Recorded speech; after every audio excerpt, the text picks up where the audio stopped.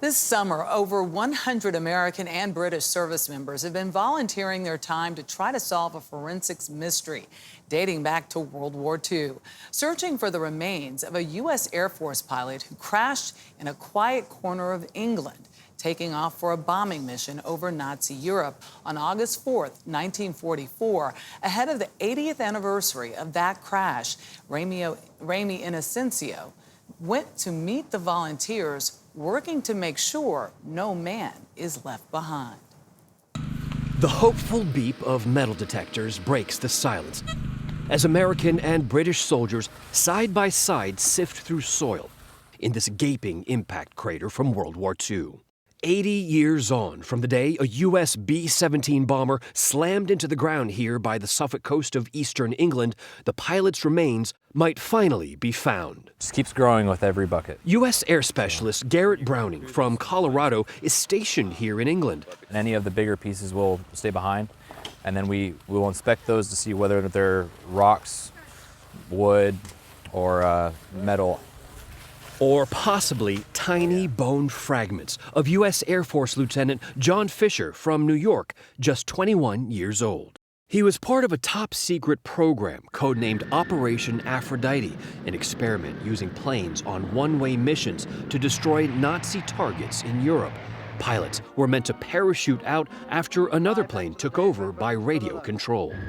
Those aircraft were old, war-weary B-17 Flying Fortress bombers, first stripped down for more space, then loaded with tons of explosives.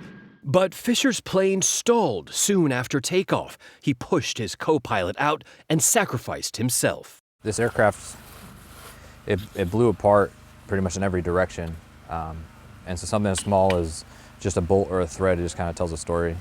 It's a respectful, almost reverential and time-consuming process. These volunteers have unearthed more than 3,000 fragments from that B-17 Flying Fortress, notably this horseshoe for luck and this nameplate that clearly says Detroit General Motors Corporation.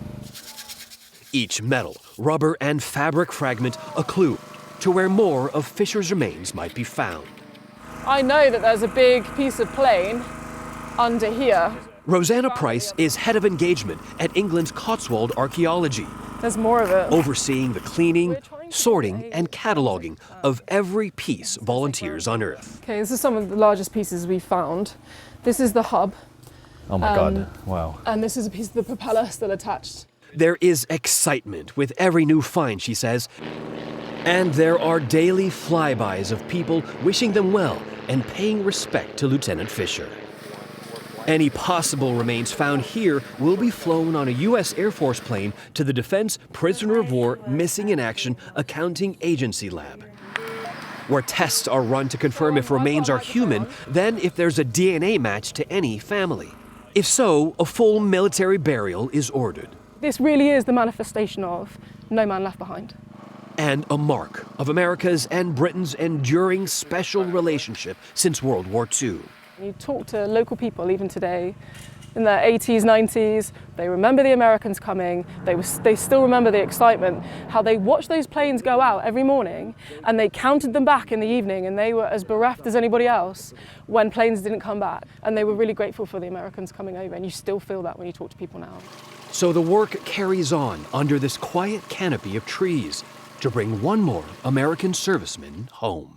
For CBS Saturday Morning, Rami Inocencio on England's Suffolk coast. It would be really easy for some people to forget. It's amazing to see the effort they're putting into. Absolutely. That people don't, and that they're not. And the idea that people would count the planes leaving, Yeah. and then the grief of those missing in action, not returning. Great story, Rami. Oh, yeah.